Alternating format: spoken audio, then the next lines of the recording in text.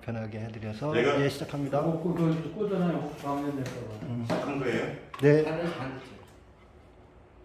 우리 학교가 직업훈련 쪽에 특화가 돼 있어서 온라인 강의 뭐 이런 거 많이 하잖아요. 네. 그래서 온라인 강의를 하기 위해서는 연기도 잘해야 되고 목소리도 힘도 있어야 되고 몇 가지 조건이 있더라고요. 근데 그 중에 하나가 눈이 작으면은 어필이 안 된대요. 그래서 저는 일단 거기서 눈이 작아서 잘렸어요. 자, 오늘 포스트 코로나 시대의 경제 민주화 실천 과제인데 오늘 드리고 싶은 이야기는 주로 경제 민주화 특히 기업과 관련된 시민운동의 역할을 한번 좀 봤으면 좋겠다 싶은 거고요. 앞서 문제제기는 어떤 대기업이라든가 기업과 관련된 부분들이 참 쉽지 않다라고 하는 이런 부분들이고요. 대기업들이 그렇게 강력한 파워를 가지고 있고 또 이제 그런 물론 이제 삼성의 이재용 회장이 구속되기도 했지만은 경제 민주화 관련된 부분들은 사실 기업의 막강한 파워 때문에 쉽지 않은 부분들인데 제가 사실 또 관심을 가졌던 부분들은 지난 촛불 시민혁명 때 광화문에 굉장히 많은 직장인들이 나와서 시위도 하고 막 그렇게 했는데 그분들이 광화문에 나와서 그렇게 말씀하시면서 왜 자기 직장에 가서는 그런 말을 못할까라고 하는 부분도 좀 문제 제기를 했고요. 그다음에 노동조합도 기업을 감시하고 그런 직장 민주주의에 원칙적으로 기여해야 되는데 그 역할을 못하고 있다. 그래서 이제 그 동그라미 1번에 우리 사회의 강력한 존재인 기업을 대상으로 경제 민주화를 운동의 과제로 하는 노력이 어떻게 진행되어 왔고 또 그 한계가 뭔지를 갖다 한번 좀 살펴보고자 했고요. 동그라미 2는 특히 이제 코로나 상황에서 코로나 상황이 우리 사회 경제와 경제 민주화에 또 어떤 영향을 미쳤을까 그런 와중에 시민 없는 시민운동이라는 이런 비판을 받고 있는 이런 배박한 현실에서 충남 지역에서 뭘 해야 될까라는 걸 한번 토론해봤으면 좋겠다라는 거고요. 제가 답이 있는 건 아니고요. 오늘 여기 오면은 강사를 해서 준다고 했는데 저는 사실 앞으로 진짜 어떻게 해야 될지 갖다 같이 토론하고 배우려고 온 겁니다.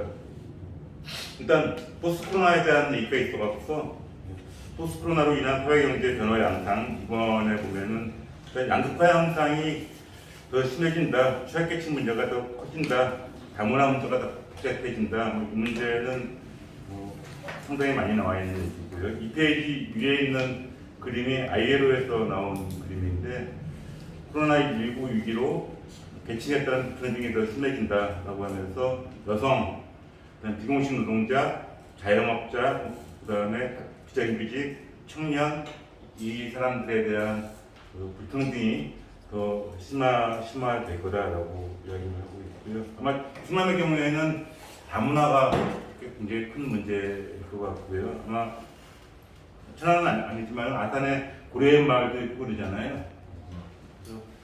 그 문제도 충남의 경우는 아주 큰 문제이고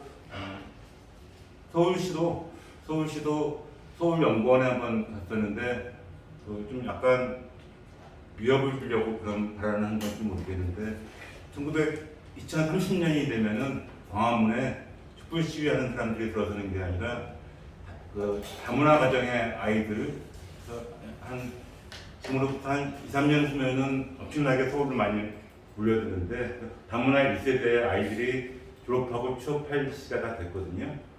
그분들이 한 5, 6년 차별을 받다 보면은 이제 광화문을 갖다가 점령할 거다.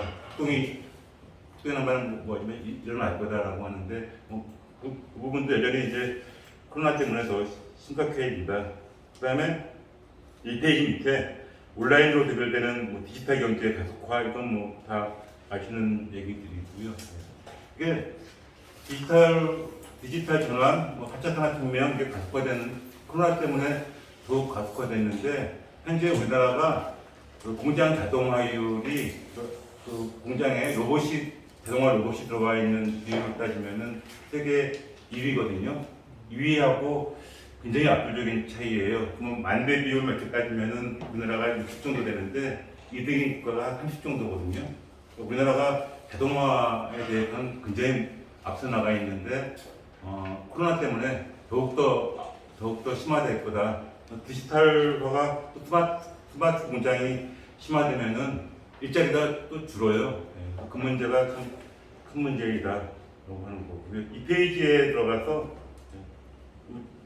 지난주인가 지난주에 탄소중립위원회 시작되고 그랬는데 특히 충남의 경우에는 이제 코로나 위기가 기후변화부터 이야기됐다고 하지만은 충남은 화력발전의 문제부터 시작을 해서 저쪽 보령서부터 시작해서 이제 이 당진 쪽에 정의로운 에너지 전환 문제가 있어서 그 문제가 그냥 친환경적으로 간다라는 차원의 문제가 아니라 기존 산업을 대체 현상이 벌어지면서 일자리 전환 문제가 굉장히 커지게 되고요.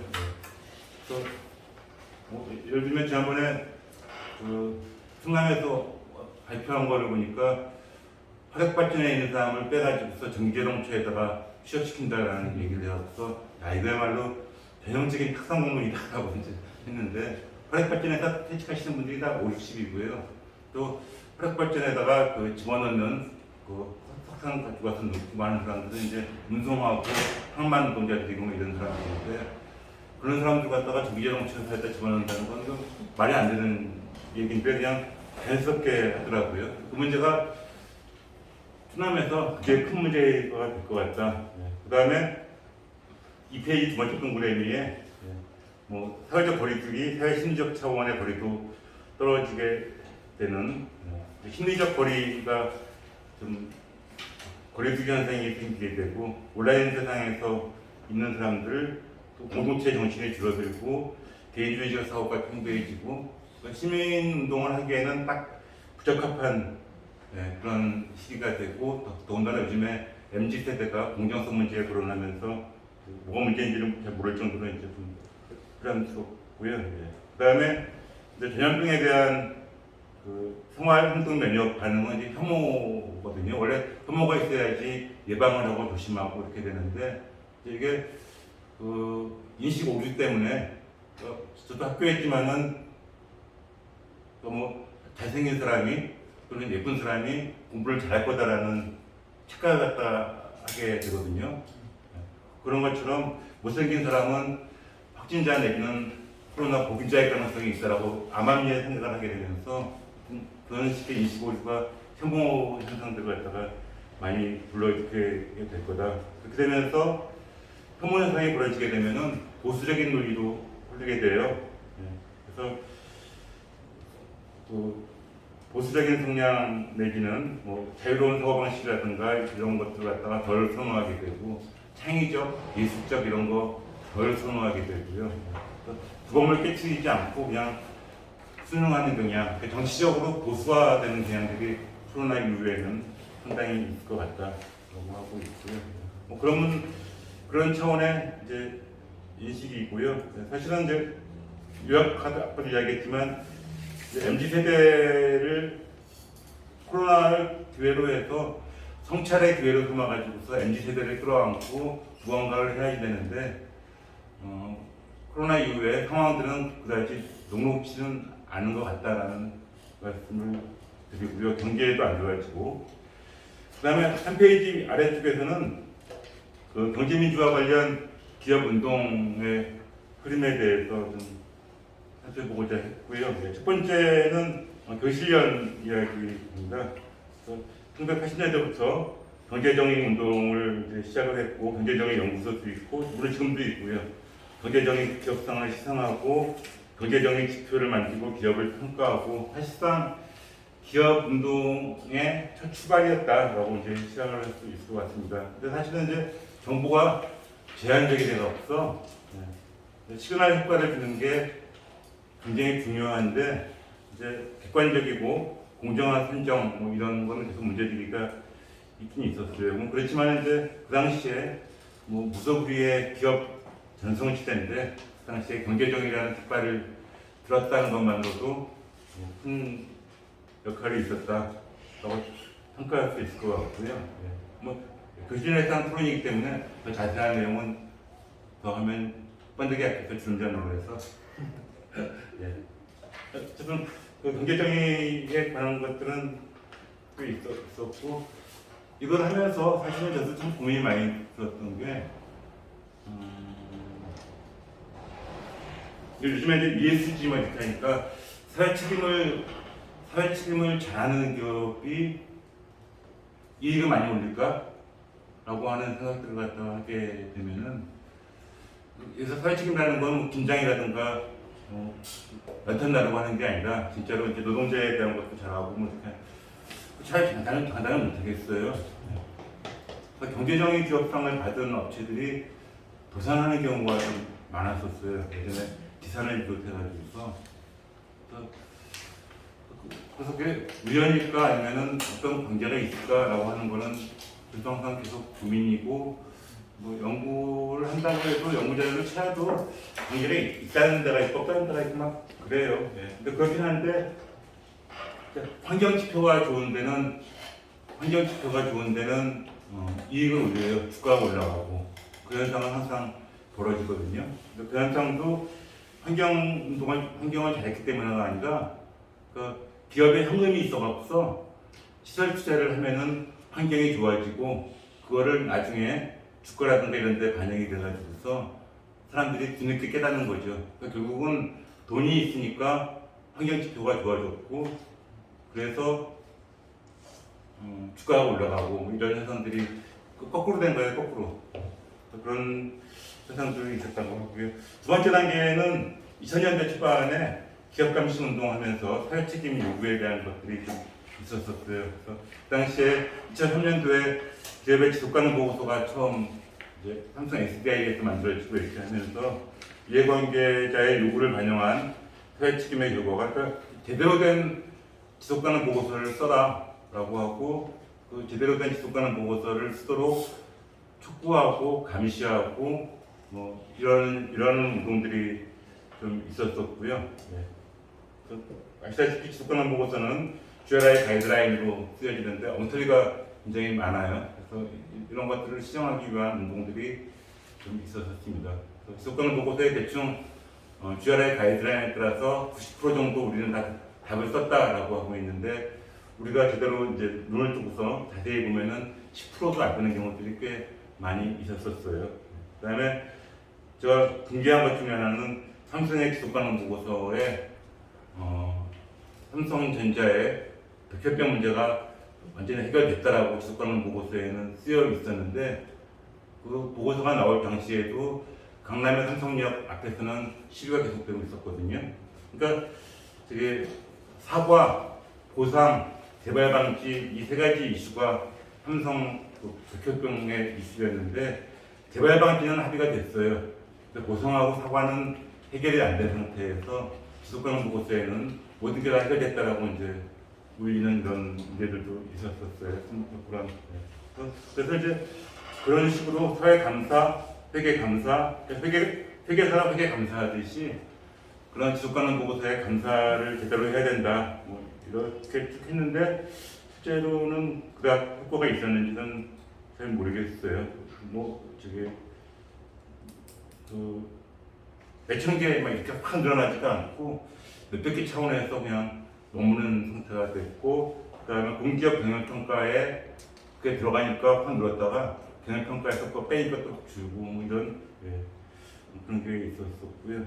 근데 이 부분은 초반기에 2000년도에 시민단체에서 사회책임 지속가능 보고서라는 걸 가지고 들어오면서 기업들한테 축구를 하면서 2003년도부터 4년, 5년, 6년에 쫙 진행이 됐는데 전문성이 이제 기업들이 많이 발행을 하기 시작을 하면서 사회책임 및 지속가능 보고서에 대한 전문성이 그런 지속가능 보고서를 해주는 컨설팅 회사라든가 또는 대기업체의 그런 전문성이 더 앞서기 시작을 했어요. 시민단체가 그 전문성을 갖다가 따라가지 못하면서 이제 뭐 하여튼 좀 CRE가 잘 먹혀 들어가지 않는 이런 상황이 됐고요.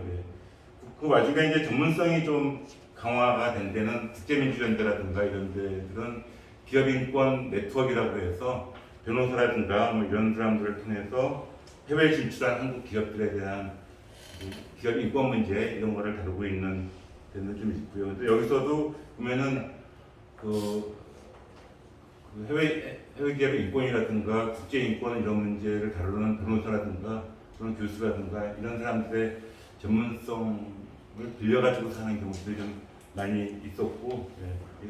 활동가에 대한 상근자인데 그 전문성이 축적되고 역량이 쌓이지는 않았던 것 같습니다.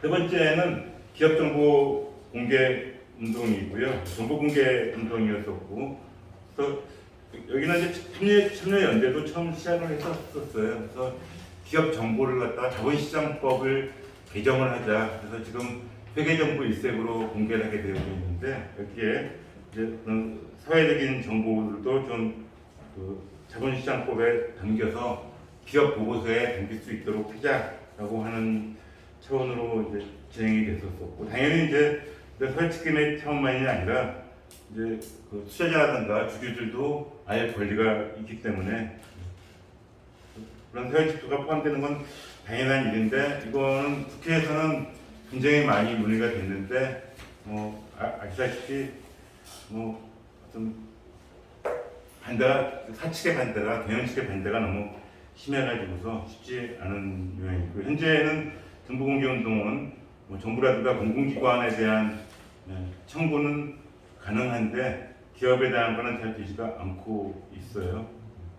이런 부분들, 어떤 정보를 갖다가 공개된 정보를 유통하는 문제도 또한 중요한 문제인 것 같고요.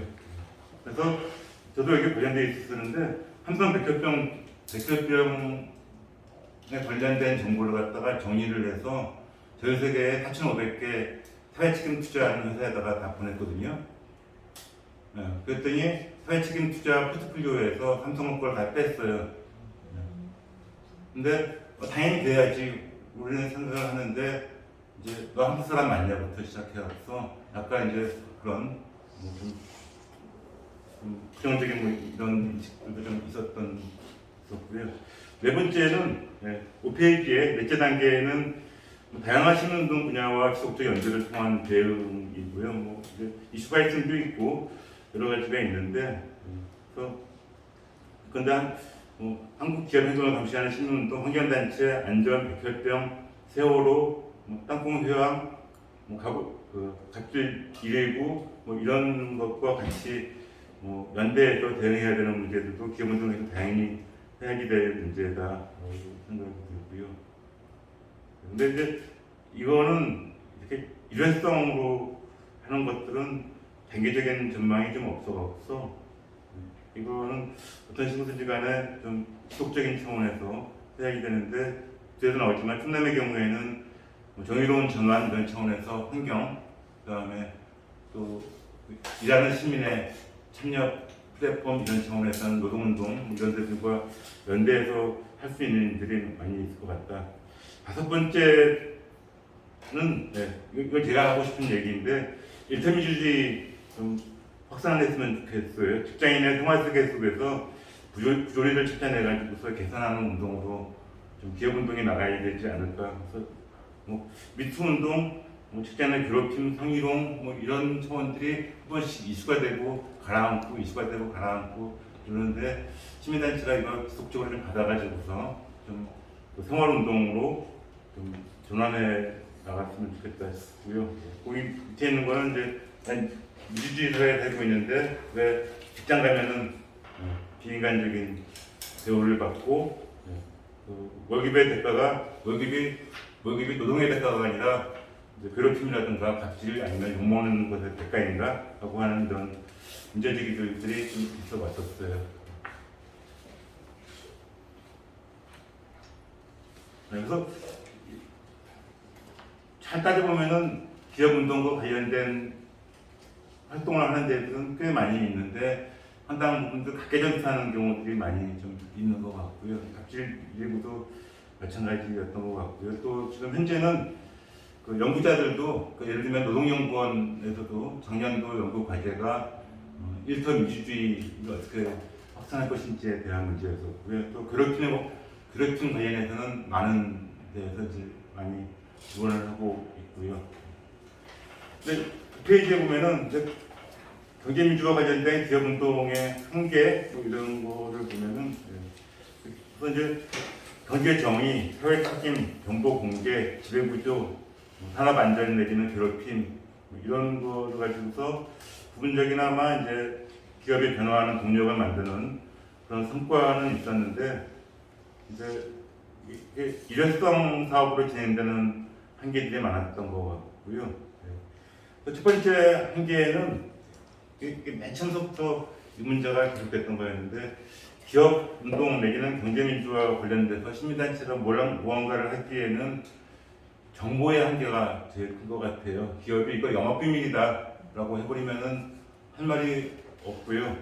그래서 기업 외부자가 무언가를 하기에는 참 쉽지가 않아가지고서 간혹 저희 시민단체에서도 무슨 밑빠진 독상이니 아니면 뭐 이런 걸 주고 그러는데 실제로 조사해가지고서 정보를 파악하는 경우 쉽지 않고요. 다 내부자들이 와서 이제 이야기를 하면은 그거를 검증해서 하는 경우들이 많기 때문에 어떤 식으로든 간에 기업 내부자하고 연계를 하고 뭐 일회성 연계가 아니라 이렇게 한번 와서 양심 상하는 정도가 아니라 지속적인 관계를 가지고서 연계를 하려면은 결국은 기업 정보를 그나마 다룰 수 있는 사람은 기업의 노동조합인 것 같아요. 그래서 노동조합과 어떤 식으로든 간에 주고받으면서 연계를 해야지 이게 기업운동이라고 하는 것들이 가능할 수 있다. 근데 이제 이게 문제가 그렇게 해서 연계는 됐는데 아시다시피 노동조합이 한국의 노동조합들이 좀 문제가 많고 소위 말하자면은 과거에 87 노동체제에 갇혀져 있는 것들도 많이 있고 또 노조가 전략적으로 전술적으로 대응을 하면은 시민단체 좀 가만히 있어라고 하면은 우선권이 노동조합에 들어가요. 그러면 이게 참 한 말이 없어지는 경우들이 되게 많았던 것 같아요. 이게 기본적으로 한계인 것 같아요. 이게 이 비슷한 상황들이 가부로소득이라든가 유성에서도 비슷하게 보여졌던 것 같고요. 그다음에 두 번째는 운동 지속성을 위한 인프라 부족한 문제들이고요. 그래서 한 이슈나 사안에 대해서 좀 지속적으로 문제 제기를 하고 일반화하고 집중적으로 해야 되는데 그렇게 하기에 아까 이야기했던 정보, 금전, 인적 인프라 다 좀 약한 것 같고요. 그래서 과거 같은 스타의 부재, 시스템의 미흡, 또 여론을 환기시키는 이런 문제들이 현재는 인프라의 한계들이 좀 있는 것 같다. 그 다음에 아까도 말했지만은 정치 운동, 노동 운동, 환경 운동 등 타 운동과 연대하지 못한 한계가 있었었고요. 저는 이제 사실 지난 2017년도, 2016년도 가을부터 시작했던 광화문의 촛불 시민혁명은 사실상 한국에서는 처음으로 시민단체와 민중단체가 연대해서 진행을 했던 거였거든요. 그래서 그 이후에 쾌거라고까지는 같지만 같은 시민운동과 민중단체를 대표하는 노조와 연대를 해서 활동한 경우가 많지 않았는데 이게 딱 끝나고 나니까 그냥 단절돼 버리는 경향들이 좀 나타났던 것 같아요. 그래서 이어서 좀 했어야 되는데 라고 하는 생각도 좀 있었습니다. 7페이지에는 그래서 제가 노동 쪽을 전공하다 보니까 그런지 모르겠는데 저는 노동운동과 연대를 좀 할 필요가 있다라고 이제 생각이 들고요. 노동운동과 기업운동이 만나서 시너지를 발휘하기 위한 방안이 뭐가 있을까라고 생각을 해봤고요. 노조의 역할은 당연히 이제 그런 보이스를 대변하고 보이스를 내는 역할인 것 같고요. 그래서 촛불 이후에 또 코로나 경제 위기를 극복하기 위해서 노조는 더 기업을 감시하고 비판하는 역할을 해야 하게 되는데 왜 못할까라고 하는 물론 정규직 이기주의라든가 뭐 이런 그런 정규직의 틀 속에 갇혀 있기 때문에 그런 걸 수도 있는데요.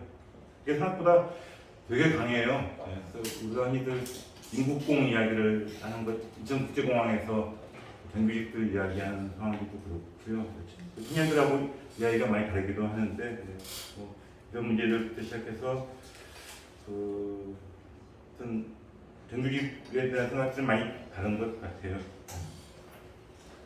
또 노조의 기업감시 역할이 필요한 이유는 첫 번째, 대기업의 가정 능력이 부족하고 과도한 파워 집중이 문제가 되는 건데, 현재는 대기업 노동조합 역시 이제 가정 능력이 부족하고 파워 집중이 많이 되고 있고 이런 문제가 되고 있고요. 그래서 양극화 해소 역할은 좀 노동 빈곤 대중의 관점에서 기업 감시를 실제로 수행해야 되는데 잘 못하고 있고요. 이 집행부만의 문제는 아닌 것 같아요. 네. 조합원들까지 포함한 문화의 문제인 것 같고요. SK 하이닉스 이천 공장이 임금 공유제를 해가지고서요, 임금을 갖다가 올릴 수 있었는데 임금을 어느 단계에서 멈추고 이상 몇 프로는 SK 하이닉스에 있는 비정규직을 위해서 쓰자, 대신에 회사가 돈을 조금 더 보태라 라고 했거든요. 노조 집행부가 그걸 이끌어냈어요. 그리고 그 다음 선거에서 집행부는 떨어졌어요. 조합원들이 안 찍어준 거예요. 그래서 그 비슷한 것들을 갖다가 GM 공장에서 했는데, GM 공장의 노조위원장이라든가 노조 집행부는 그 사실을 갖다가 절대 대외비로 알려주면은 착한 일을 한다면도 알려주면은 그 다음 선거에서 지기 때문에 또 조합원들의 인식들이 좀 그 정도다라고 하는 거고요. 얘가 잠깐 딴 데로 나가서 제가 학교에 있으면서 그 학생들하고, 요즘에 MZ 세대라고 해야 되나요? 학생들하고 이제 이야기를 하다 보면은 뭐 생각할 수 있는 일이긴 한데 해법이 굉장히 과격하다고 해야 되나요? 막 세게 막 이야기를 해요. 예를 들면은 졸업했는데 취업 못한 애가 있다. 그러면 취업을 못했는데, 그래서 걔가 뭐 어떤 우울해가 없어, 뭐 소주 한잔 같이 하는데, 그게 왜 이렇게 문제냐? 이건 사회 문제다. 옛날에 막 싸우고 노동운동하고 신민운동 하던 사람들이 옛날에 막 세게 붙었던 이런 얘기를 갖다가 착한 여학생이 하고 있어요. 이건 절대 개인 문제가 아닌데 이렇게 한 개인의 문제로 만들어버리는 학교라든가 이게 문제다라고 하고 있고요. 그다음에 뭐 이천 국제공항 문제 이런 거 저는 절대 반대입니다. 정규직의 비정규직화, 비정규직의 정규직화 저는 절대 반대입니다라고 막 대놓고 이야기를 하는가 하면은 공시적 문제, 리스트적 문제만 나오잖아요. 그러면은 차라리 뽑지 마라. 그래서 널널하다고 하는데 공무원들하고 공공부문에 근무하시는 분들, 현재 근무하는 사람들이 그냥 공공 서비스 하면서 10년 그냥 뽑지 마라. 그러면 이 사람들 딴 데 할 거 아니냐, 뭐 이런 식의. 그래서 소위 말하면 요즘에 청년들이 한강물이냐, 인생은 두 가지다. 한강물이냐, 한강뷰냐, 이렇게 이야기를 한다고 하는데, 그런 식의, 이게 뭔가 이야기를 하면 애들이 다 꼬여 있어요, 약간씩. 느껴지는데 참 거시기해요. 두 번째는 노조의 기업감시 역할이 필요한 이유는 기업을 둘러싼 주요 이해관계자가 노동자만이 아니라 다양한 이해관계자로 확산되었기 때문이고요. 저는 사실 노동조합도 이해관계자 중에 한 명이라고 생각을 해요. 하나라고. 이해관계자 중에 하나이고, 물론 고객도 있고요, 주주도 있고, 대응자도 있을 거고, 지역사회도 있을 거고, 시민사회도 있을 거고요. 그래서 그것 간에 다양한 이해관계자들의 균형을 어떻게 맞추느냐, 이게 굉장히 중요한 건데, 물론 현재는 주주한테 많이 쏠려 있어요. 주주라든 경영자한테, 그러니까 대주주한테 많이 쏠려 있는데, 그렇다고 저게 노동조합한테 나머지는 다 가 있냐? 그것도 아니고요. 노동조합도 많이 가 있어요, 생각보다. 그리고 이제 외부에 있는 다른 이해관계자들이 이해관계를 갖다가 수정 못 시키는 문제들이 있고요. 특히 협력회사의 노조, 뭐 이런 문제들은 더 문제가 아주 심각한 차원인 것 같아요.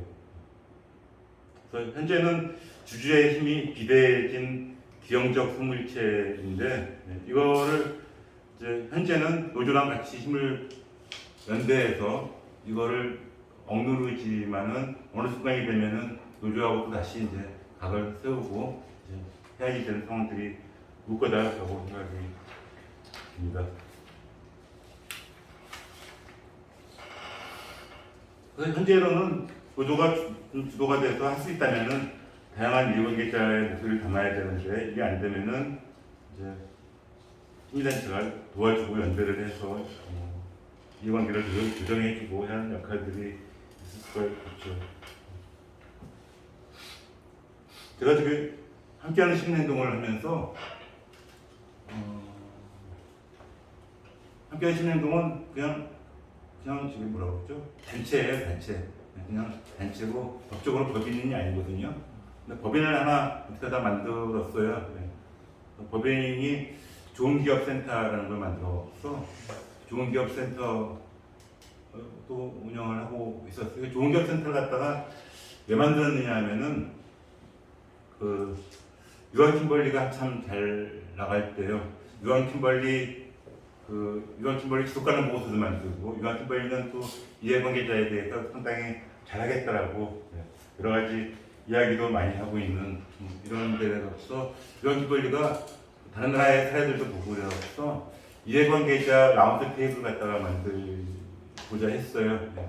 거기에는 그 협력회사 대표도 오고 노동자 대표도 오고 소비자 대표도 오고 쭉 이렇게 해서 쭉 하는데 이거 갖다가 누군가가 주도를 해야지 되잖아요. 누군가가 주도를 하고 진행을 해야지 되고 그래서 그 진행을 위한 단체로 시민단체를 의뢰를 했는데 이게 그냥 단체는 좀 어렵다. 뭔가 좀 법인도 좀 되고 그래야 된다고 해서 그래 법인을 만들었거든요. 그런데 이게 이제 법인도 만들고 이렇게 해서 결제서를 만들어 가지고서 위로 이제 부장, 이사, 상무 이렇게 해서 쭉쭉쭉쭉 올라가는데 맨 끝에 가서 대표이사가 그런데 얘네 좀 믿을 수 있어? 라고 하는 바람에 한 칼에 날아갔어요. 없던 일이 돼버렸어요. 그리고 사실 이제 라운드 테이블은 구성이 잘 안 됐던 것 같아요. 라운드 테이블 자체가 이제 무상이 됐는데 저는 가장 바람직한 게 그런 대표성을 가지고 모이는 이런 이해관계자의 그런 라운드 테이블이 계속 좀 이렇게 돌아가는 이런 거 갖다가 좀 누군가가 주도를 해주고 그걸 갖다가 밖에 있는 시민단체가 덜렁 하자라고 하면 겹쳐서 그래? 라고 받을 리가 없을 것 같고 그거는 노사관계를 이용을 해서 노동조합이 주고받고 하는 가운데에서 이거를 집어넣고 이렇게 하면서 좀 판을 만들어 볼 수 있지 않을까라는 그런 생각들을 갖다가 했고요. 네. 그래서 8페이지 밑에 보면은 당장 연대할 수 있는 거는 제가 아까 이야기했던 직장 내 민주주의, 생활운동으로서 직장 내 권위주의 청산, 괴롭힘 및 성희롱 추방 아젠다 이런 거 가지고서 생활운동을 만들어 나가는 게 좀 좋지 않을까. 그리고 어느 정도 지금 좀 분위기를 좀 타고 있어요. 예. 그리고 여기에 한 가지 더 해가지고서 요즘에 유행이 ESG 경영이잖아요. ESG 경영이 최태원 회장 SK에서부터 이야기를 하기 시작을 했는데 지금 충남에 있는 기업체까지 다 내려왔어요. 그래서 중소기업들까지도 ESG 경영이 뭔데 이거 어떻게 해야지 돼? 라고 하는 거 갖다가 다 알아보고 있고 막 그러거든요. 그런 분위기를 타는 것도 굉장히 중요한 부분들인 것 같아요. 그분들이 도대체 ESG 경영을 갖다가 어디서 알았을까? 아마도 CEO들의 술자리 모임 내지는 CEO들의 산학회 이런 데에서 들었을 것 같아요. 거기서 무슨 팀지한다든지 성과 연봉제한다든지 이런 얘기들은 다 거기서 다 듣고 오거든요. 저희 대학원에 그런 사람들 많이 오는데 그런 사람들 보면은 다 어디서 주소 듣고 보면은 다 CEO 모임에서 그래서 이런 걸 하자라고 하는 것 갖다가 가서 정신 문서로 이야기하는 것보다 그분들 잘 가는 술집에서 소주 한잔 먹으면서 이야기하면 더 설득력 있게 잘 될 수도 있을 것 같아요.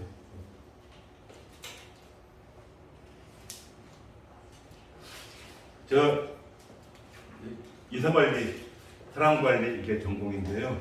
우리 대학원에 오는 또는 CEO 과정에 오는 분들은 내가 백날 이야기하는 게 하나도 기억 못하고요. 그 CEO 모임 산학회에서들은 그 말만 기억을 해요. 이사관리가 뭐냐라고 하면은 한 사람만 패면 된다예요. 한 사람만 반 죽여놓으면은 이게 일벌백계가 돼가지고서 다 알아서 다 말을 듣는다.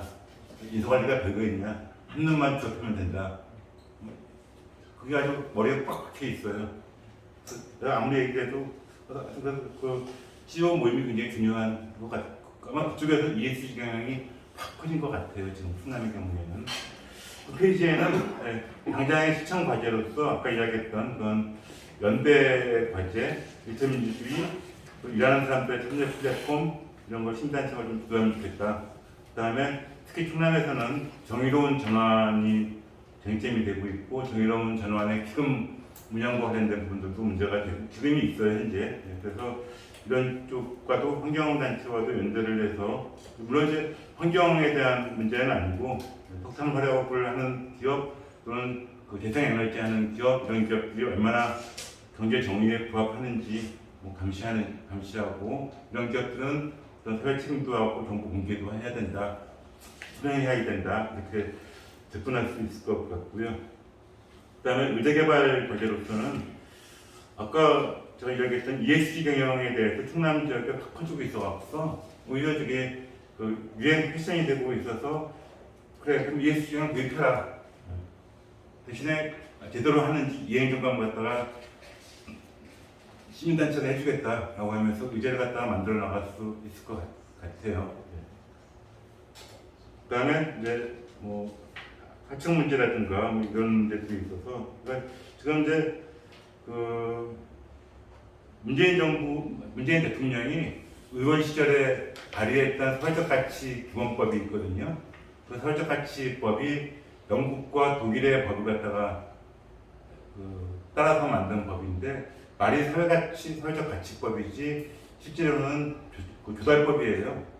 그래서 어디에다가 대기업 내지는 공공 부분에 조달을 하기 위해서는 조달을 하기 위한 조건으로 이제 사회적 가치를 갖다가 이 회사가 해야 된다. 뭐 비정규직을 갖다가 어느 정도 줄이고 또는 어떤 뭐 사회봉사도 하고 뭐 이런 거 갖다가 조건들을 달아가지고서 대기업 조달을 하려면 이렇게 해야 된다라고 하는 법을 갖다가 만든 건데 뭐 몇천 명 이상의 기업한테는 적용이 된다라고 하는 이런 문제들도 뭐 지역에서는 해볼 수 있는 문제다.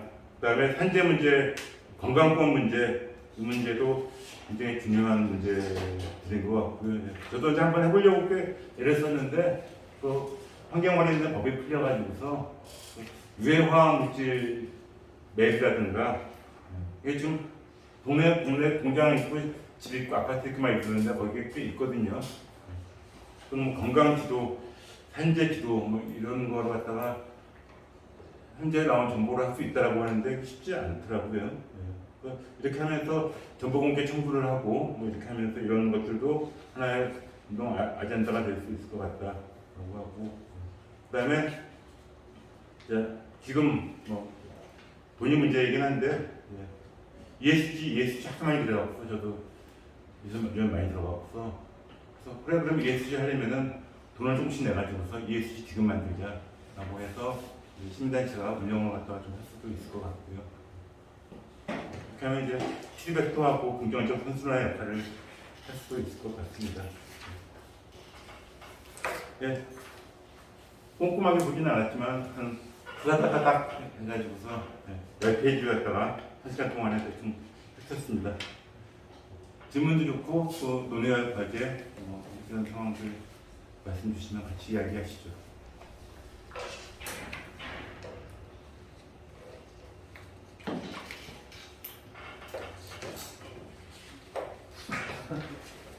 질의응답 시간 갖도록 하겠습니다. 꼭 오늘 이 페이퍼 안에 있는 주제 외에도 괜찮으니까 뭐 제가 말문을 튼 입장에서 예. 한번 해볼까요? 예. 저는 뭐 두 가지만 한번 말씀드리고 싶은데요. 오늘 뭐 주제가 이제 노동운동과 관련되어 있는 주제가 있어서 한번 말씀드리는 건데요. 근데 이제 지방정부의 이제 노동정책이 이양이 많이 안 돼 있는 상태이고, 노동정책이 이제 중앙행정이고 지방행정이 이양이 되어 있지 않은 상태에서 최근에 이제 노동과 관련된 지방정부에서 다양한 시책들이 나오고 있는데, 이런 것에 대한 정책 전달의 체계라고 할까요? 혹은 또 지방정부에서 또 혹시 시책 자체가 또 중앙정부의 기본 정책 틀하고 좀 어긋나는 것이 혹시 있는지, 혹시 지방정부의 개통 이양을 하는 것이 맞는지, 아니면 중앙정부 국가사무로 그대로 남아 있어야 되는지, 그런 것도 궁금하고요. 네. 두 번째는 이제 제가 경험한 내용인데요. 이제 충남도와도 관련 있는 내용인데, 사실은 이 노동 정책이나 노동 시책이 양대 노조에 없는, 가입되지 않은 사람이 훨씬 더 많고 더 어려움에 처해 있는데, 거의 모든 시책이나 정책이 양대 노조의 의지에 의해서 움직이는 것 같다는 생각이 들었습니다. 특히 충남도 같은 경우에는 노사민정협의회는 한국노총에서 주로 하고, 천안도 마찬가지고, 또 최근에 이제 노동권익센터라고 해서 원래는 이제 비정규직센터가 노동권익센터 이름으로 해서 하는데, 충남 같은 경우에는 민주노총에서 운영하고, 또 노사민정협의회하고 노동권익센터하고는 그렇게 또 같이 협업해서 일을 하지 않는 것 같기도 하고, 또 지자체에서는 노동권익센터, 비정규직센터를 지자체별로 이제 설립 움직임이 있는데, 여기에도 이해관계가 처음에 해서 제가 작년에 좀 도전을 했었는데 굉장히 이제 뜨거운 맛을 한번 보고 빠져나왔거든요. 또 혹시 이런 거에 대한 또 아이디어라든가 또 의견이 있으시면은 말씀해 주시기 바랍니다. 예. 첫 번째는 노동정책은 중앙정부가 하는 거고 지방정부가 할 일이 있느냐라는 게 한 10여 년 전부터 있었던 이야기들이 있고요.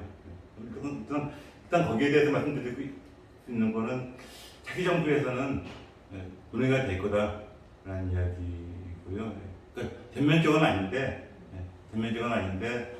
일단 충남의 경우에는 탄재가 워낙 심하다 보니까 탄재에 대한 거는 지금 중앙노동부가 협상하자라고 이제 중앙정부한테 줄 테니까 좀 하자는 이야기고, 경기도는 근로감독권 요청을 한 상태이고, 근데 사실은 이거 말고도 그러니까 계속 중앙정부는 대부분의 노동정책에 관한 걸 가지고 있어도 지방정부가 할 거는 되게 많아요. 그래서 1차 노동정책 같은 경우에 먼저 지방정부가 모범을 보여라 라고 하는 게 충남의 경우에 지난 5년의 이제 노동정책의 초점이었었고, 지금 이제 향후에 내년도부터 진행하는 노동정책의 경우에는 아까 말한 것처럼 양대 노총에 휘둘리지 않고 전체적으로 진짜로 일하는 사람들의 목소리를 담아내고 이런 식으로 좀 배변화를 하려고 그래요. 그다음에 이제 일자리, 첫 번째가 일하는 시민들에 대한 이야기들이고 그 사람들의 목소리를 담아내는 거. 두 번째는 이제 아까 이제 정의로운 노동 전환을 이렇게 이야기했던 것처럼 에너지 정책이 바뀌면서 이제 정의로운 노동 전환 안에는 내연 자동차 쪽이 전기차로 넘어가는 것까지 다 포함이 되는 얘기라서 파장이 굉장히 큰 문제이고요. 그리고 산재 관련된 부분들, 이게 충남에서는 아마 해야지 될 가장 큰 이슈들인데, 사실 중앙정부의 큰 권한을 갖다 안도받지 않아도 지방정부에서 할 수 있는 것들이 상당히 많이 있다라고 생각이 들고요. 자연스럽게 양도노총 이야기가 나왔는데, 우리나라의 노조 조직률이 몇 프로가 되면 적합할 것 같아요. 이건 그냥 설문조사에 의한 거예요. 네. 노동연구원 설문조사에서 있다면 가입하고 싶다부터 시작해서 이제 여러 가지를 쭉 가공을 해가지고서 보니까 우리나라의 노동조합 조직률은 23.5%가 되는 게 적합하다라고 하는 비율은 한술적으로 계산은 됐거든요. 근데 실제로 노동조합 조직률은 10%대를 한참 밑돌다가 최근에 7.5%가 됐어요. 절반 정도가 된 거죠. 네. 그래서 이 양대노총이 사실 굉장히 문제가 많아요. 네. 그래서 아까 말했던 것처럼 노동정책, 그러니까 노동권익센터는 노동권익센터의 이제 협치기구가 노동정책협의회고요. 노동정책협의회에는 한노와 민노가 다 들어와 있어요. 근데 이제 노동권익센터를 민간이 입사시킨 거는 민주노총한테 준 거죠. 그래서 더 소개까지 더 하면은 그래서 민주노총은 노동권익센터를 가지고 하고 그다음에 한국노총은 노사운동 훈련을 갖다가 좀 해서 아까 이제 그 정의로운 전환부터 시작해서 일자리 이동이 많아지잖아요. 그러면 그런 노사운동 대직자 훈련이라든가 이런 거 갖다가 한국노총에 좀 담당을 해라. 근데 지금 8개 안 되니까 좀 내공을 갖다가 좀 키우면서 한국노총 충남지부가 안 하는 건 아니에요. 근데 관련 없는 훈련을 하고 있어요. 도배하고 있어요, 도배. 도배하고 정의로운 전환하고는 상당히 거리가 멀리 있는 거고, 그래서 일단 뭐 훈련하는 노하우는 있긴 있지만은 좀 더 체계적으로 좀 더 지원을 할 테니까라고 하는 거고요. 네. 부산민정협의회는 뭐 중앙의 민노총이 들어오지 않기로 했기 때문에 어쩔 수가 없는 문제이기는 해요. 근데 이제 실제로는 뭐 부분적으로 역할 분담을 해가지고서 뭐 이렇게 진행이 되고 있어요. 갈등이 없더라고 하면 좀 문제 없는 것은 아니지만은 여하튼 그런 데로 굴러가고 있어요. 그래서 되게 노동권익센터는 민주노총에 있던 사람이 센터장을 하고 있고, 그다음에 노사민정협의회 사무국장은 한국노총 아산지구 의장했던 사람이 이제 사무국장을 하고 있거든요. 그래서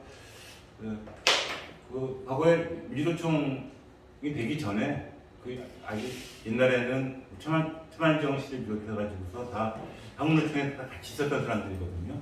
그러니까 이렇게 거중 조정하는 모임이 있어요. 모임은 아니고 숫자들이긴 한데요. 그게 저도 가고 이렇게 해가지고서 몇 명의 센터 이렇게 조정하고 조율하는 이런 게 있고요. 네. 천안의 노동권익센터 이 부분들은 사실 그렇게 조율하기에는 조금 앞서서 진행이 된 부분들이 없지 않아 있었다고 싶어요. 그래서 양대노총을 견제하는 것의 가장 큰 핵심은 아까 말한 것처럼 일하는 사람들의 참여 플랫폼을 갖다가 만들고 또 공론화 같은 수기민주주의를 도입을 하고 이렇게 해서 일하는 일반 시민들의 의견을 갖다가 받아서 여기는 이런데라고 제기하는 게 큰 역할이고요. 그거는 시민단체가 좀 할 수 있지 않을까 싶습니다.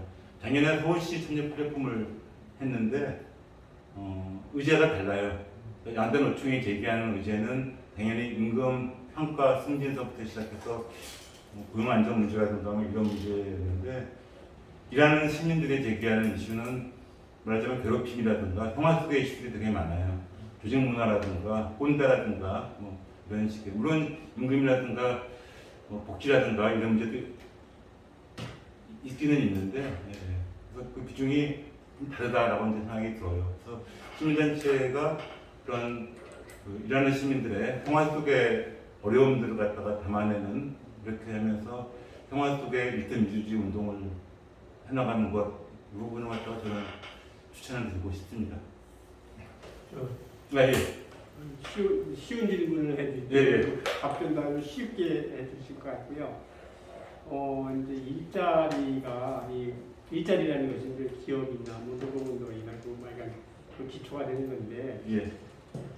이 사회가 발전하면서 일자리가 양극화가 될 것 같아요. 그러니까 예. 스마트한 일자리, 예. 아주 저급된 일자리 이렇게 나눠지고 그 중간에 없어지는 것 같은 느낌을 받았어요. 예. 그래서 그런데 이제 그 사이에 또 코로나19가 들어와갖고서 그게 좀 더 가속화되는 느낌을 또 받아갖고 예. 일자리가 이렇게 나눠지는 것 같은 생각이 들었어요. 제 생각에는. 근데 이제 그것도 다른 분도 생각하시는데 또 선생님 어떻게 생각하고 계신지 또 국가는 또 이런 거에 대해서 어떤 대책이 있는지 그런 거를 좀 알고 싶어요. 쉬운 말로만 좀 말씀해 주세요. 일자리 양극화 문제는 일단 아주 쉽게 이야기하면 답은 없는 거고요. 답은 없는 건데 그래서 이제 뭐 다양한 사업들 갖다가 많이 진행을 하잖아요. 일자리 사업, 충남만화도에도 상당히 많이 도입이 돼가지고 하고 있는데 그게 효과가 있는지 이 문제는 참 쉽지 않은 문제인 것 같아요. 그래서 저는 이 문제를 갖다가 계속 고민을 했었었는데요. 이 문제를 푸는 방법이 뭐 스마트 공장을 만들고 뭐 이렇게 막 하는 방법도 있지만은 일단 어느 정도 버릴 건 버리고 그 다음에는 좋은 일자리를 갖다가 노동 권익을 보호하는 좋은 일자리를 만들어서 그러니까 어차피 악순환고리에 좀 들어간 것 같아요.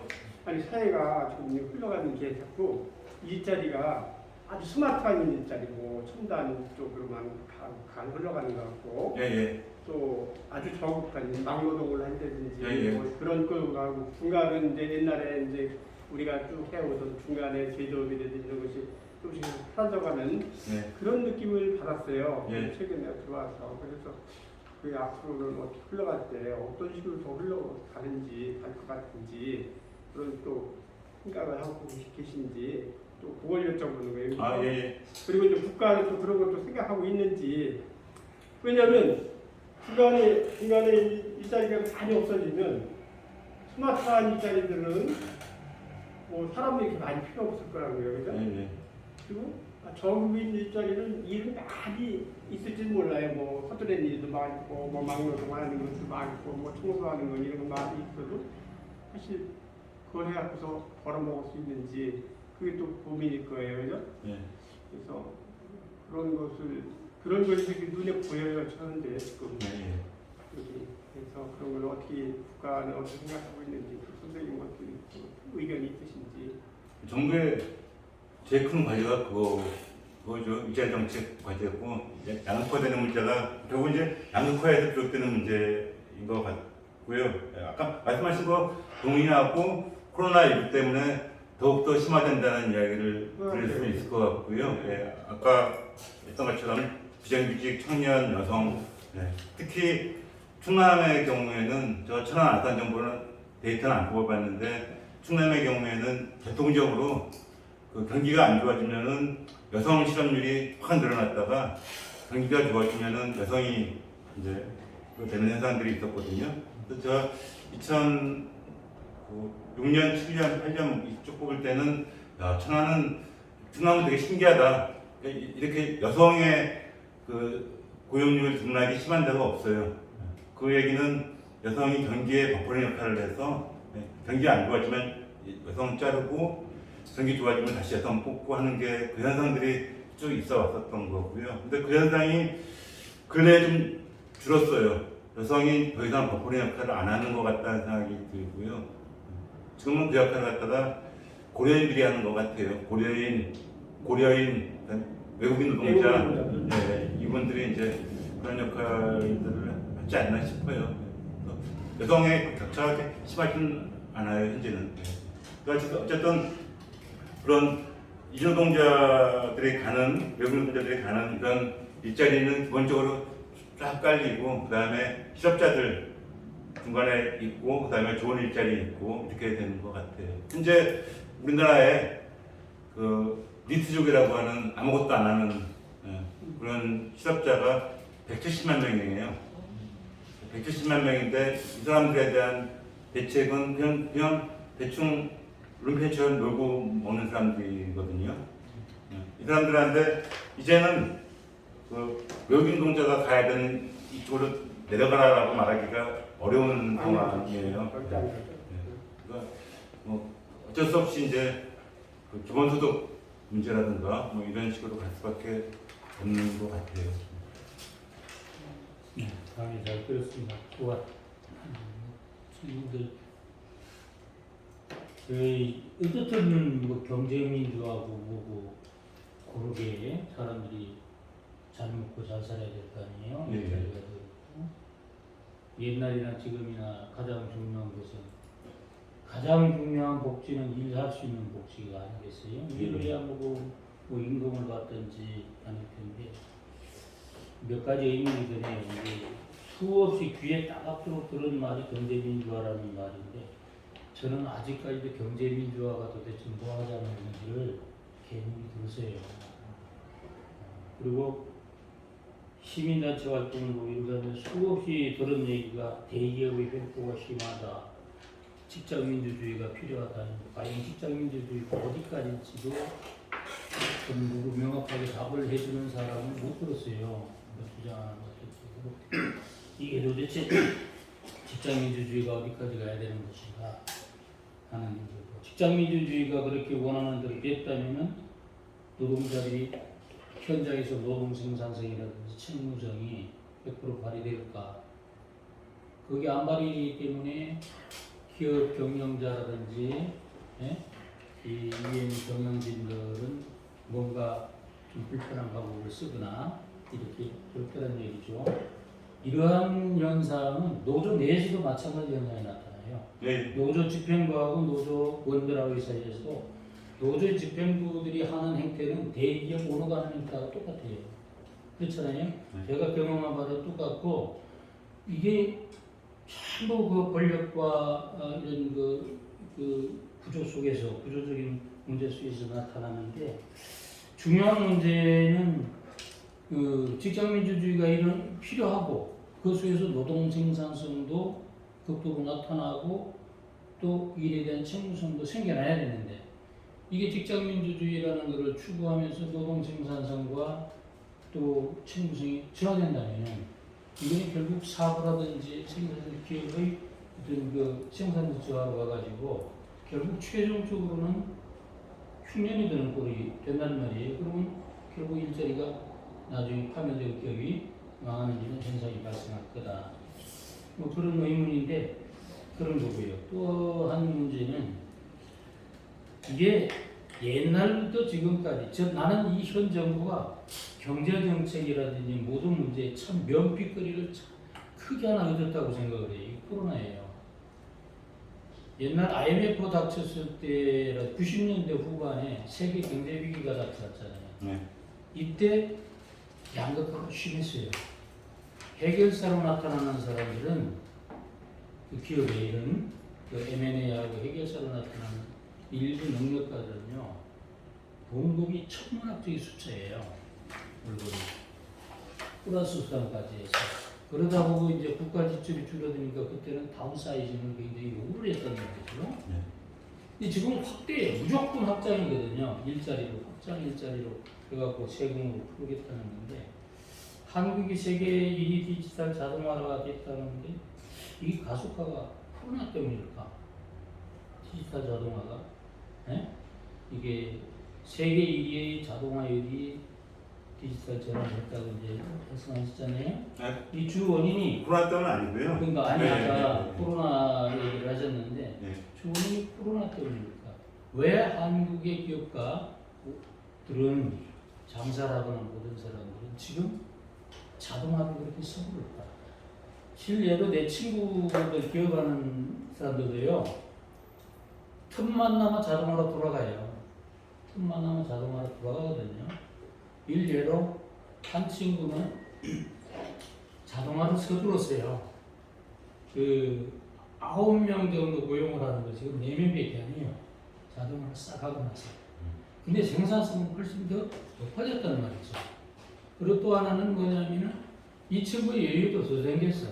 단 하나 이 친구가 하는 일이 그 자기가 이제 실제적으로 시스템 점검하는 시간, 그 전문성을 익혀서 점검하는 시간이 필요하고 그 시간을 할애해 한 것뿐이에요. 훨씬 낫단 말이에요. 그러면 누구나 서툴 수밖에 없고 왜 그러면 한국에서 기업하는 사람들이 이렇게 자꾸만 걸 서툴까 하는 거지. 이거는 어떤 국가의 노동정책이라든지 임금정책이라든지 노사정책이라든지 이런 총체적인 문제하고 함께 살펴봐야 될 거 아닌가 하는 생각이 들어요. 그런 점이 어떻게 생각하시나? 내가 질문을 너무 많이 하는 것 같네.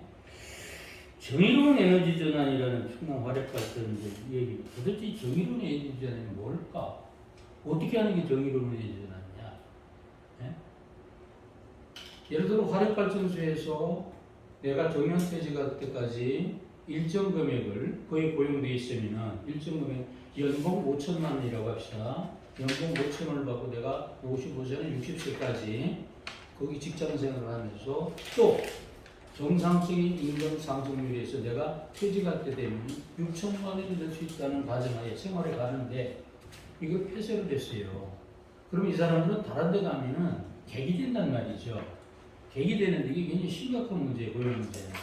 객이 되는데 이 사람들이 어디 갈 것이냐. 이 사람들이 거기 가서 과연 자기가 생애를 보상받았던 거기 화력발전소에 생활하던 그만큼 거기서 그만큼 연봉을 받고 그만큼 대접을 받으면서 그만큼의 어떤 기간 동안 고용이 될 수 있을까? 이걸 보장해야만이 정의로운 에너지 전환, 정의로운 지속 전환이 될 거 아니겠어요? 네. 나는 이 문제에 굉장히 의문을 가져요. 뭐 내가 춤추면서 하면서 그 어디 군산 GM하고 나서 음식의 거리를 만들어 가지고 뭐 대체됐다면 내가 말도 안 되는 독소를 하지 말라고 그랬어요. 말도 안 해. 근데 군사님? 아니 그 조만도 도청 모 양반이 군산 GM이 폐쇄됐잖아요. 네. 근데 그 사람들이 일부러 음식 있잖아 식당 여기 해가지고 뭐 해결이 됐다는 식으로 얘기를 했죠. 근데 그래서 내가 이 질문을 했어요. 계속 뭐 거기 가면은 수많은 사람들이 양질의 일자리를 창출한다고 대통령서부터 도지사부터 국회의원이 나오는 사람들이 양질의 일자리를 창출을 하겠다고 그러고 양질의 일자리 그래서 내가 직접 물었어요. 도지사님한테도 물었어요. 도대체 양질의 일자리는 뭡니까? 세 가지로 얘기를 해요. 임금이 어느 정도 안정될 만큼 주고 위험이 없고 자기가 거기서 복지나 이런 만족도를 느껴야 된다 얘기죠. 그러면 그런 직장은 상위 직장이에요. 그럼 우리나라의 젊은이들 수많은 사람들은 그러면 위험도가 있고 임금이 평균 못 미치고 그죠? 그 다음에 복지 혜택이 부족한 거는 전부 양질의 일자리가 아니라는 거죠. 그러면 나는 국가가 정치하는 사람들이 용어를 잘못 썼다는 얘기죠. 용어 정의를 잘못하는. 그러면 나머지 여기 있는 사람 이런 사람 다 양질 일자리 근무를 못하는 거거든요. 이 용어 자체가 이미 양극화된 용어라는 거잖아요. 이게 그런 문제를 좀 우리가 어떻게 생각하시는 건지 수많은 사람들이 양질의 일자리를 얘기하는데 그런 지금 상당한 그 의문이 듭니다. 특히 이제 그 코로나나 재난이 닥치면은 옛날 고대에서부터 지금까지 양극화는 필수적으로 다가와요. 이거는 뭐 전쟁이라든지 이런 그 기회에 돈 왕창 버는 팀이 있고 그 기회에 아주 가난에 빠지는 팀이 있고 이거는 뭐 그러니까 우리 가장 그 양극화 심했던 시절에 지금은 양극화 여기를 상당히 많이 하지만은 그 IMF 시절 아닙니까? IMF 시절에 돈이 현금 있는 사람들은 그냥 IMF 이대로 거 좋아하고 하는 그런 한가지 얘기까지 나왔는데 뭐 이런 참 좋은 얘기를 하는데 하나는 이 고용을 하는데 국가가 공무원하고 뭐 이런 걸 대폭 늘리는 게 과연 옳은 일자리 정책인가? 우리 교수님 어떻게 생각하시는지? 그래서 제가 질문에 주목될 것 같아가지고 제가 질문을 조합해서 시간도 그렇고 저는 빨리 말씀드릴게요. 저는 우리 한국노총, 민주노총 가장 큰 문제점이 첫 번째 뭐라고 보냐면 편향되어 있는 정치화됐다고 보는 거거든요. 네. 정치. 이게 우리 한국의 노동운동이 제대로 일어설 수 없는 고질적인 병이라고 보거든요. 정치화됐다는 게. 이게 정치화를 떠나지 않는 이상 저는 앞으로 기업 아까 여기 보시면 기업 감시 이런 말씀하셨는데 노조는 기업 감시 역할이 아니고 행포입니다. 저는 그렇게 생각합니다. 네. 행포입니다. 그리고 여기에 보시면은 양극화해소 이기주에서 그런 얘기를 하셨는데 저는 대기업들의 노조 행포 때문에 1차 밴드, 2차 밴드 기업에 근무하는 사람들이 엄청난 희생을 당하는 거거든요. 희생을 당하고 그리고 저는 간단하게 말씀드리면 그 기업의 일자리 창출 이거는 딱 한 가지밖에 없다고 생각해요. 정부가 무조건 친기업 정책으로 나가야 되는 그런 사람이거든요. 그럼 우리 정부는 뭐하느냐? 기업을 규제하는 정책을 실시하고 있습니다. 근데 중국은 잘 아다시피 기업을 그렇게 유치하고 발전시키기 위해서 기업 장려 정책을 하거든요. 장려를 위해서 엄청 세제 혜택을 주고 또 임금도 억제를 시키고 중앙정부가 그렇게 하고 있습니다. 그런데 우리는 기업을 옥죄는 정책을 하고 있습니다. 그러다 보니까 아까 자동화 말씀하시면 당연해요. 자동화가 일어날 수밖에 없어요. 두 가지 때문에 일어나는 거예요. 하나는 노조 때문에 일어나는 거고 이게 또 하나는 정부 정책입니다. 정부 정책. 견딜 수 없는 거거든요. 기업들은. 제 친구 하나도 그 자동차 회사에 그 엔진을 납품하다가 접었어요. 저한테 그러더라고요. 할 수가 없대요. 왜 못하냐 물어봤어요. 노조 때문에 못한다고 하더라고요. 접었거든요. 그러니까 저는 가장 큰 문제가 두 가지로 보는 사람이에요. 정부가 경제 민주화, 양극 일자리 이런 얘기를 그거는 하나의 선언적 의미고 구호입니다. 정부가 할 건 뭐냐? 기업이 자율적으로 갈 수 있는 정책을 만들어서 기업을 간섭하지 않아야 됩니다. 단 기업은 그 정부는 뭐를 해야 되냐면 기업들이 법을 위반을 했을 때만 처벌해야 됩니다. 저는 그렇게 보거든요. 근데 지금은 사사건건 간섭을 하거든요. 저도 이제 학교에서 학생들을 가르치고 있거든요. 제가 학생들한테 그 얘기를 해줘요.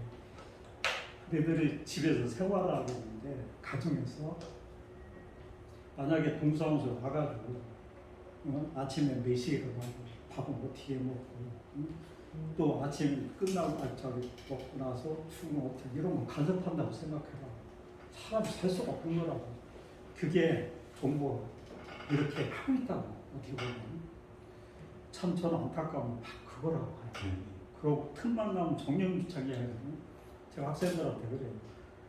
너나 나 정년유착이라는 정자도 모르고 정년유착이라는 것도 모르냐.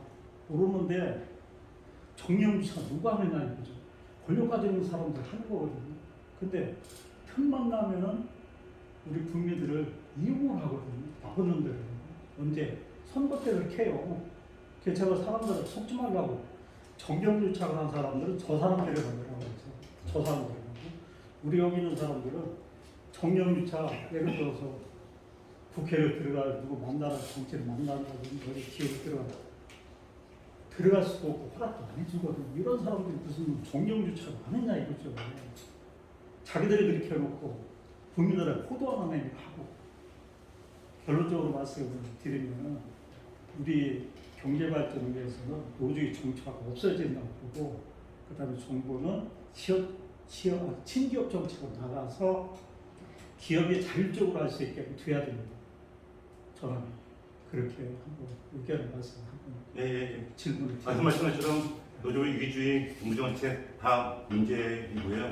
하지만 하나만 더 하면은 기업 경영자의 자율에 맡겼을 때 또 완전히 그 선한 역할만 했던 건 또 아니었던 것 같아요. 기업도 뭐 배영자들도 어느 정도의 그 지켜야 될 윤리 코드가 있다라고 생각이 들고요. 그 부분들은 이제 사회 책임이라든가 이런 차원에서 논의될 수가 있을 것 같고요.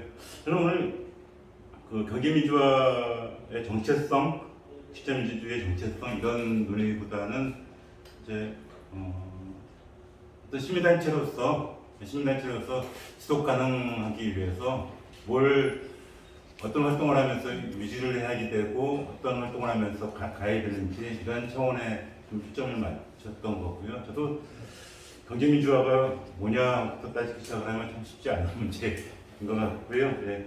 시장민주주의 딱 말씀하시면 다고요. 시장민주주의 이야기는 이제 과거부터 있어 왔지만은 최근에 이해수지 개념처럼 최근에 좀 약간 이야기가 나오고 특히 요즘에 괴롭힘 성희롱부터 이야기가 많이 되면서 운동은 생활운동으로 나아가는 게 맞다라고 생각이 들고 그런 차원에서의 역할이 있을 수 있겠다 그런 차원에서 말씀을 드렸습니다. 그 다음에 자동화율 문제는 코로나 때문에 된 게 아니고요. 2010년 전서부터 세계 2위로 올라서기 시작을 했거든요. 그러니까 그 IMF 이후에 아까 말씀하셨던 노조의 문제라든가 이런 게 다 겹쳐지면서 다 됐던 문제였었고요. 근데 더욱더 훔쳐본 사람이 더 잘을 한다고 이게 지금 그 자동화 스마트 경쟁을 막 갔다가 코로나가 되니까 더욱더 가속화될 우려가 있다는 말씀을 제가 드린 거고요. 그다음에 그 양질의 일자리 또는 좋은 일자리에 대한 오해인데 그 영어로는 decent work이거든요. decent work인데 영어로 decent를 찾으면은 좋은이 아니에요. 나쁘지 않은 일자리거든요. 그리고 실제로 ILO라든가 이쪽에서 이야기할 때에도 최소한의 규정들 갖다 같은 일자리이고요. 그래서 그 정의로운 그 고령 혈액 발전에서 뽑아가지고서 그 아주 그 대우를 받던 대로 그대로는 못 해주지만은 최소한의 일자리를 갖다 해준 다음에 한국말로는 좋은 일자리를 소개해줬다, 양질의 일자리를 소개해줬다고 하지만 영어로 하면은 나쁘지 않은 일자리를 소개해줬다는 말이 되는 거예요. 그래서 정책은 그런 해외 정책과의 일관성에 따라서 움직이고 있는 거고요. 그러니까 예를 들어서 고령 화력에 고령 화력이 나는 이제 고령하고 태안이 내가 그게 옛날에 있어서 잘 알아요.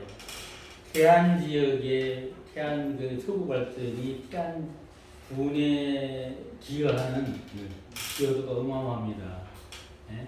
근데 이제 그게 없어졌다고 그래봐요. 그러면 그 자체만 그만큼 일자리를 만들어 놔야 될 거란 얘기죠. 이걸 누가 만들어요? 이거 사기업이 만들어야 돼요. 정부가 만들어낼 수가 없어. 정부가 공기업에 자동차 공장을 세울 수가 없는 거고 사기업이 만들어내야 되잖아요. 정부가 이걸 어떻게 LH처럼 그렇게 만들어 나가 지금 자유자본주의 경제 저는 그게 어불성설이라는 얘기가요. 왜 이제 투표수나 이런 게 그건 이게 진짜 조사모사하고 어불성설이라는 얘기가 고령화력에 예를 들어 500명이 근무를 해요. 고령화력의 수구발전에 그 500명, 1000명이 근무를 해요. 그러면 1000명이 그만큼 대접을 받아서 일자리를 만드는데 국가가 만들 수가 없잖아요. 이거는 사기업 기업가가 만들어요. 기업가가. 그럼 사기업이 기업가가 만들 수 있는 모든 시스템과 또 일자리를 참 만들어냈어. 뭔가 공장을 하나. 이게 정상으로 되려면요. 적어도 5년, 10년이 지나야 돼. 이런 것까지 생각했느냐 이거지요. 그래서 그게 안 되는 거거든요. 그게. 그래서 일단 나라 경제가 어렵고 판매가 안 되고 유통이 안 되는데 그걸 너 만들어 한다고 되는 일은 아니죠. 이게. 그래서 일단 너무 쉽게 생각하는 네. 정치하는 거. 그래서 충남도가 10회 생각을 해서 정의동을 전환 기금을 일단 만들었고요.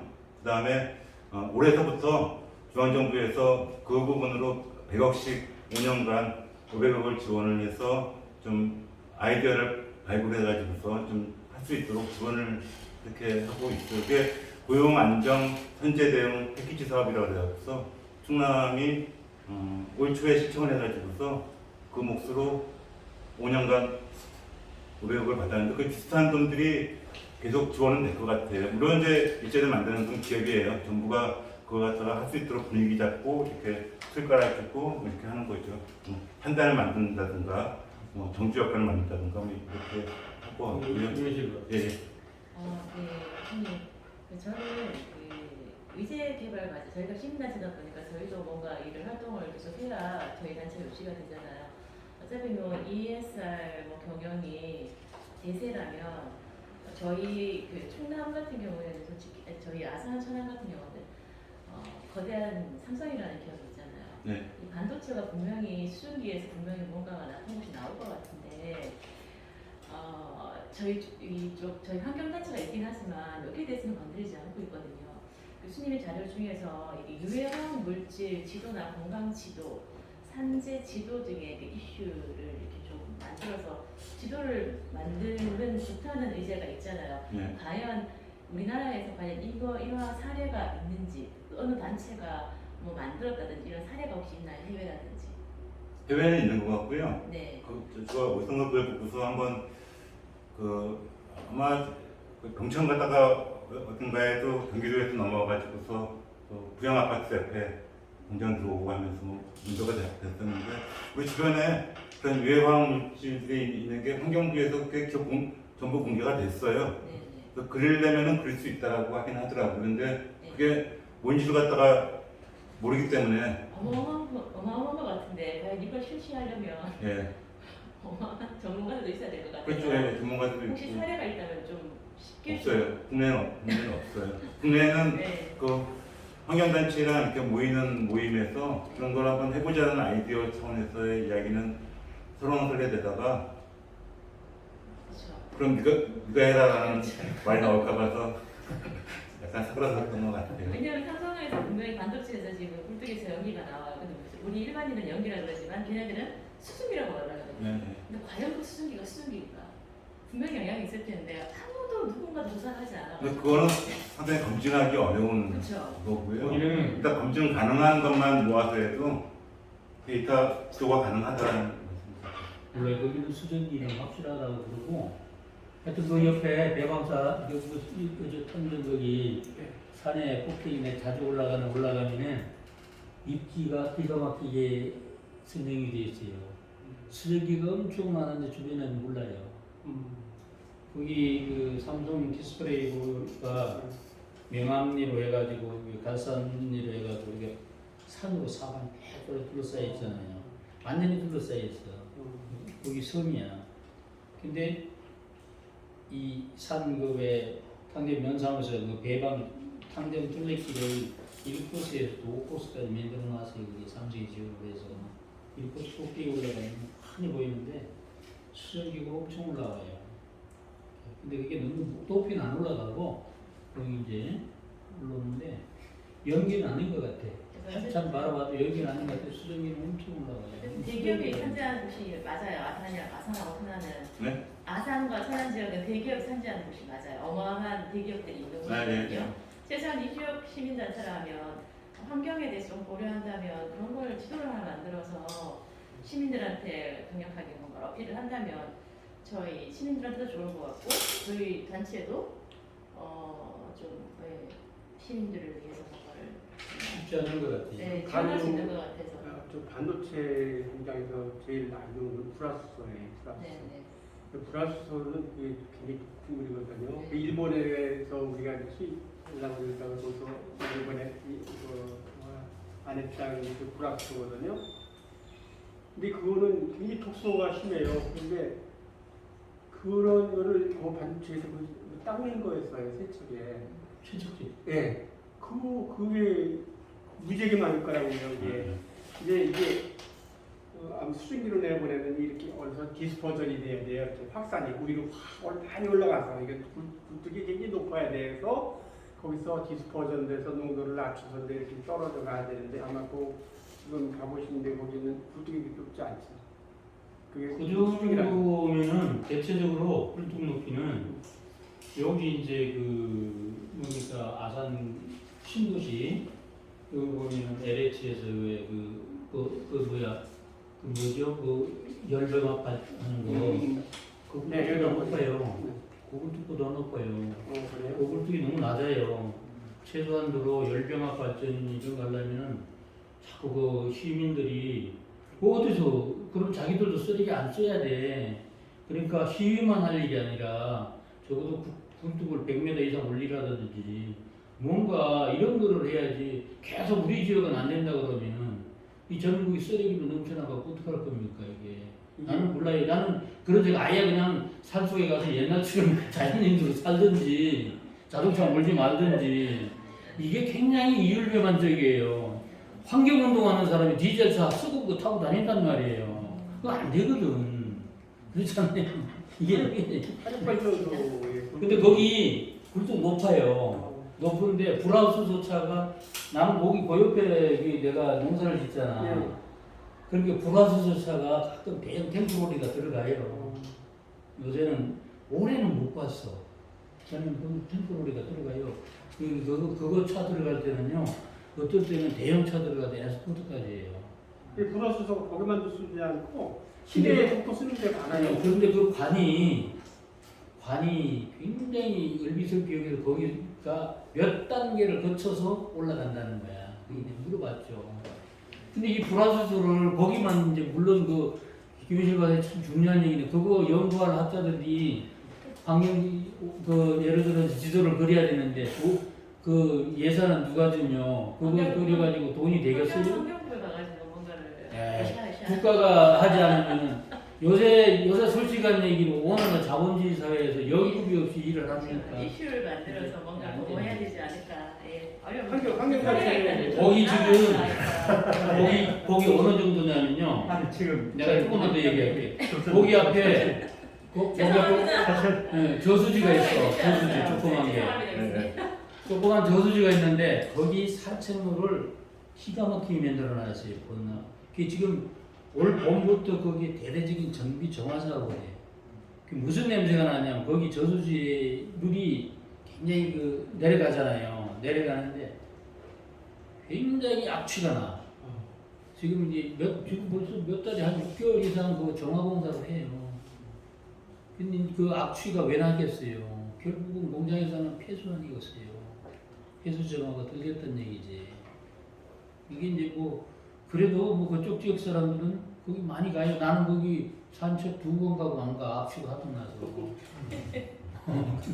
그러니까 그 지역 사람들 또 만성이 된 모양이에요. 아니 이 가수들이 여담이고 이제 우리 교수님 정리하시고 끝나시고 네. 너무 많은 시간을 이렇게 제가 지금 아니 목사님이 하기 위해서 랩에 대한 이야기를 했는데 이게 제가 한번 아이디가 가입도 못한 거는 너무 욕심을 많이 부려갖고서 모든 걸 딴 데에다 다 담으려고 하다 보니까 그런 거였었고 아까 플러스 말씀하셨지만 버전 1, 버전 2 해가지고서 가능한 걸 위주로 해서 이렇게 나가는 게 맞는 것 같고 우리나라는 잘 안 그러는데 해외는 맵에 대한 게 굉장히 발달이 좀 많이 되어져 있어요. 그래서 일자리 사업을 하기 전에 그 지역에 그 일자리에 관련된 자원 맵을 그리려고 해요. 그 자원 맵에는 시설뿐만이 아니라 인적 자원도 들어가요. 여기에 어떤 능력을 갖춘 사람도 여기 있고 뭐 이런 게 다 해서 전체 그 도시의 어느 지역에 판을 갖다 그린 다음에 여기에 그 다음에 이제 어떤 사업이 들어가고 그 논의나 협의회를 만들고 이렇게 1단계가 그 맵을 만드는 것부터 시작을 하거든요. 그 환경도 아마 저는 잘 모르지만은 맵으로부터 시작하는 게 맞는 것 같아요. 제가 이제 여기 인자이라든가 인적자원 개발위원회라든가 이런 거가 전부 다 미국의 인자이를 갖다가 다 따온 거거든요. 배치마킹 해가지고서. 근데 좀 잘 안 되는 것 같아서 미국에서 다시 그걸 끝나고 다시 봤거든요. 근데 일단 시작서부터가 다른 게 미국에서 일자리는 일단 분권화가 되어서 그 지역에서 일단 인적자원 개발 관련한 리소스 맵을 만들고 그 다음에 시작을 해라라고 되어져 있고 한국은 중앙정부에서 먼저 돈 뿌리는 것부터 하고 있고요. 그러니까 제일 세게 모방을 해온 게 평가하는 걸 모방을 해왔더라고요. 돈 나눠준 다음에 이거 쪼는 거 이런 쪽으로 이제 했는데 실제로 지역에서 스스로 잘할 수 있도록 하는 이런 것들은 벤치마킹을 많이 안 해온 듯 싶었었어요. 그 중에 하나가 이제 그런 리소스 맵을 만드는 거고 거기서부터 시작을 하면 할 수 있는 것들이 또 많이 있을 것 같아요. 해나가면서 보면요. 동의해요? 동의해요? 네, 당시나 저희가 말씀드린 시간보다는 좀 더 지났습니다. 또 하실 말씀이 많으셔서 이렇게 좀 길어진 것 같습니다. 우리 대표님 마지막 마무리 말하시고 하겠습니다. 하여튼 오늘 첫 우리 경제민주화 시민과 강좌인데 나름대로 의미가 있는 것 같아요. 교수님 수고하셨고요. 또 공익센터에서 수고하셨고 좀 여러분들이 참석하셨어야 되는데 또 온라인 시청인데 온라인 어떻게 신청하셨나요? 여기서 이제 녹화해서 편집하고 네. 이제 온라인으로 듣는 분들은 신청하신 분들은 어떻게 듣는 네, 녹화해서 다시 올려드리는 걸로. 네. 하여튼 유익한 시간이 됐습니다. 우리 이런 작은 논의가 사회 문제를 해결을 할 수가 있겠습니까? 그렇지만 그래도 작은 의식의 공감이나 공감대를 형성한다는 자체도 중요한 것 같아요. 특히 요즘 세대에 아까 얘기한 대로 공동체 의식이라든지 공동체적 합의가 사라지는 이 시대에 그런 것들이 필요한 것 같습니다. 또 마지막 얘기인데 지금은 젊은 사람들이 시민단체 활동을 거의 안 하잖아요. 조직 속에 들어가기를 싫어하는 것이 또 MZ세대입니다. 그러니까 어느 시민단체나 마찬가지 같아요. 이제 앞으로 들어가면은 이 상태로 가면 시민단체도 고령화될 겁니다. 이제 이미 고령화됐잖아요. 고령화될 겁니다. 어떻게 이제 젊은이들이 이 활동을 이어받을 것인가 좀 문제가 되는 것 같습니다.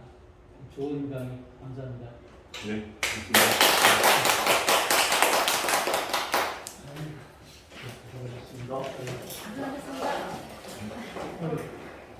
꺼야지. 카메라를 설치하는 근데 네. 발언을 거나 흥도 안 들려 없어서 바로 나가는 게 안 왔어요. 이게 꺼버리.